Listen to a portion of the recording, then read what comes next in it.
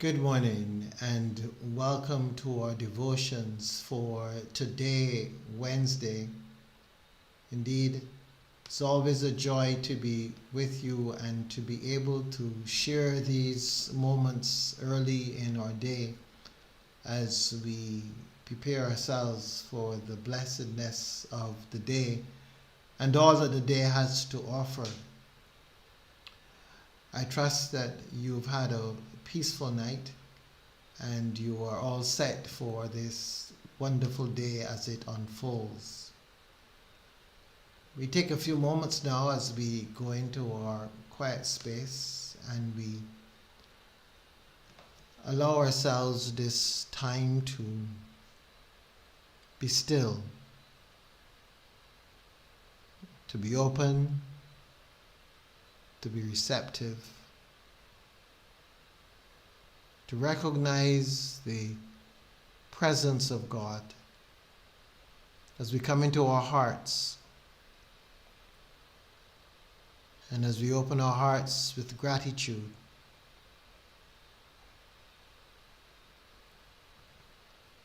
Hold in that space, allowing the moment to be the moment. Not wanting, not trying to forget, but just being here in this moment, present, engaging and encountering. We breathe through this time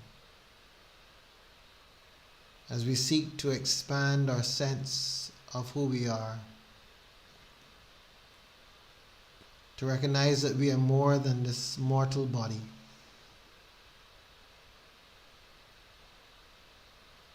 We are more than the days that we have on this earth.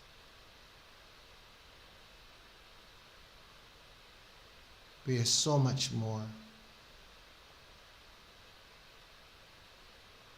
And so we seek opportunity at this time to come closer to the reality of who we are.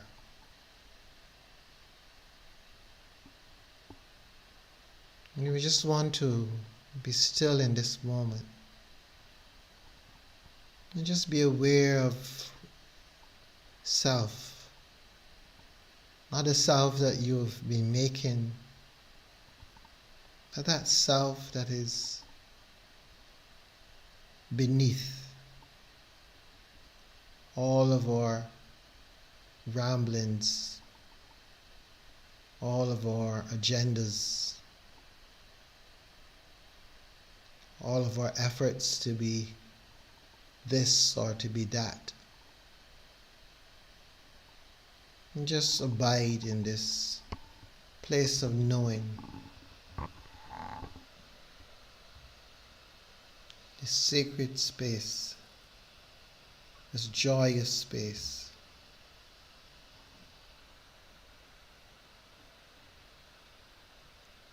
And coming now into the reading,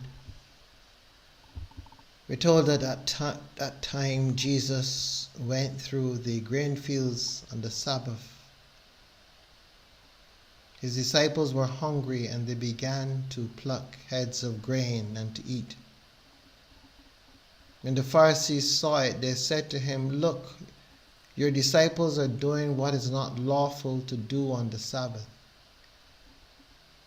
He said to them, "Have you not read what David did when he and his companions were hungry?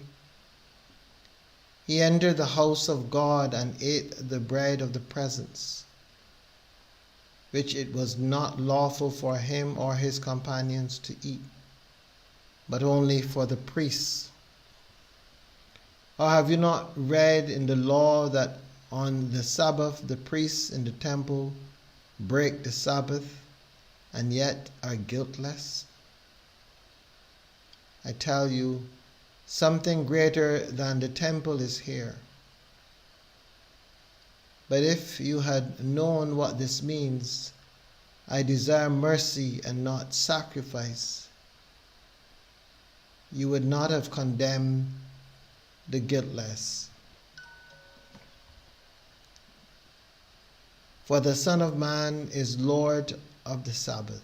As I wait within the swell, you sweep away what's of myself. Take me there to be with you. Take me to the river. Let the river flow. Let the water awaken my soul. From the dead come life. Arise, arise.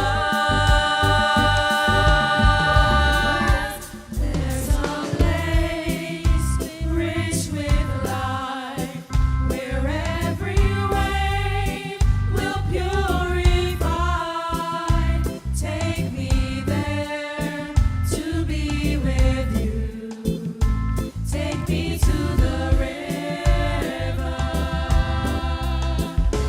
There's a place deep with hope to saturate the weary soul.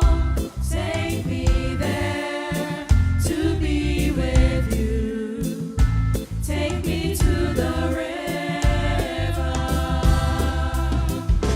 Lead my soul to quietness and trust.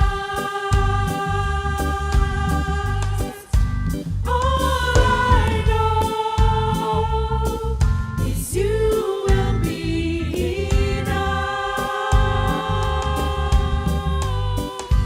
Take me to the river.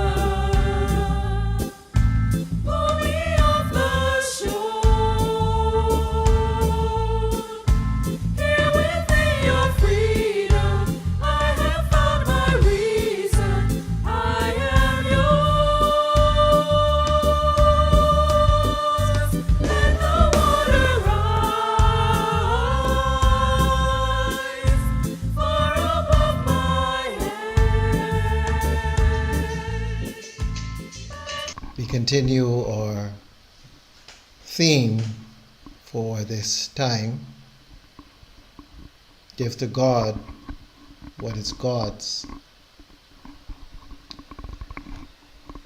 There is that awareness that we have in our lives,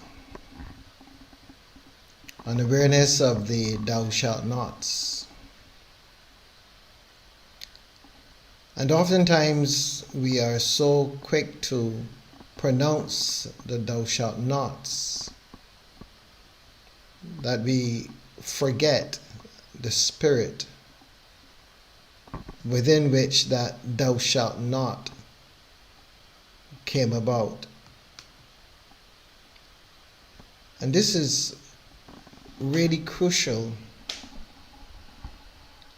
because when you forget the spirit of the law and all you have is the letter of the law,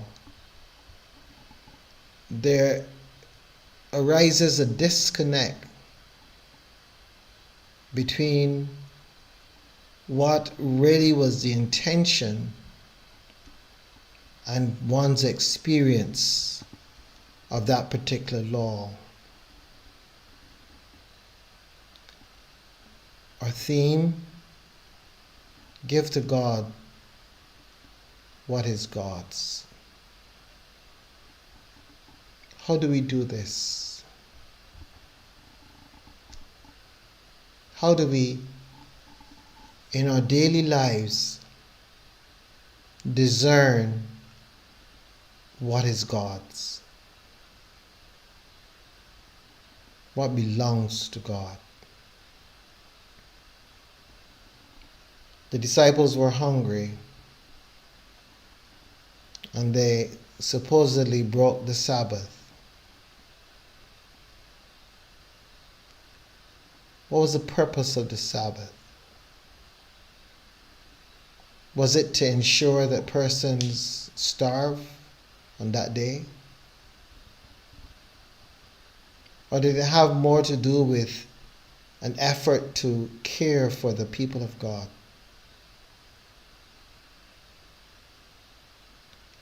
Why do we hijack God's word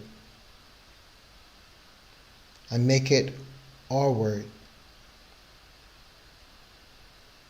Why do we interpret God's word to suit ourselves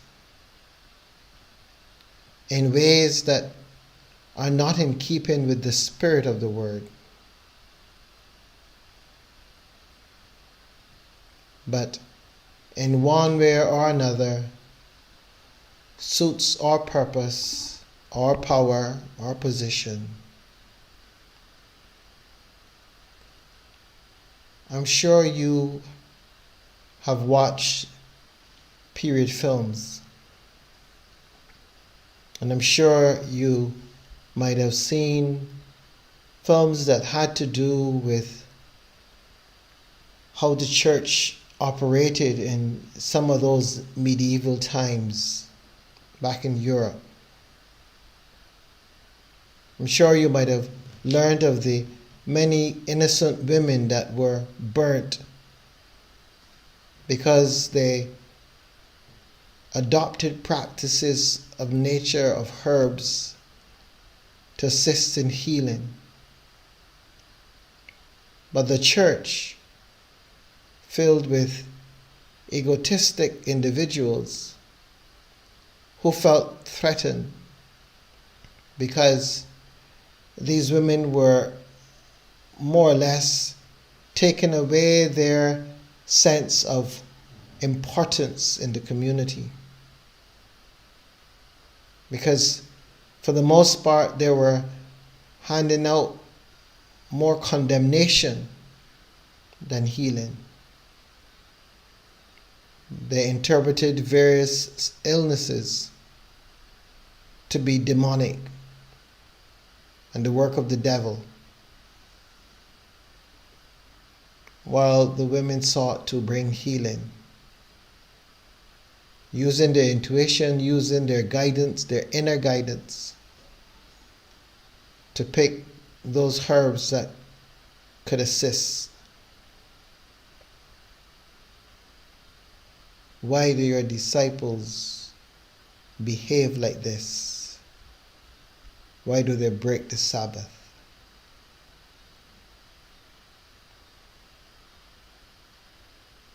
hopefully a day is coming when we will really recall the purpose of our faith traditions.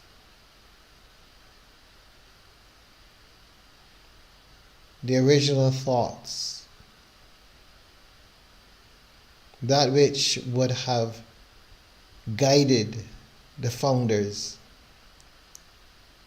or the ones who are named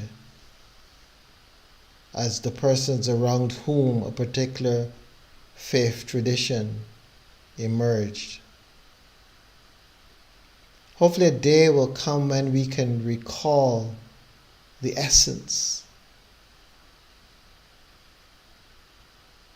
We've gotten so much into words that we forget the experience. It is the experience that awakens the spirit. The words are for discussion and debate. It is when we feel God, when we know God, when we experience God in our being, that we understand spirit and we understand these earlier ideas. As you go about your day today, remember the spirit of the law. Remember the intention for us to remember that we are God's. And all that the Father has is mine. And I and the Father are one. Give to God what is God's. Let us see how we can work at that this week. How we can, in some way, come back to that earlier idea of the oneness of the human family,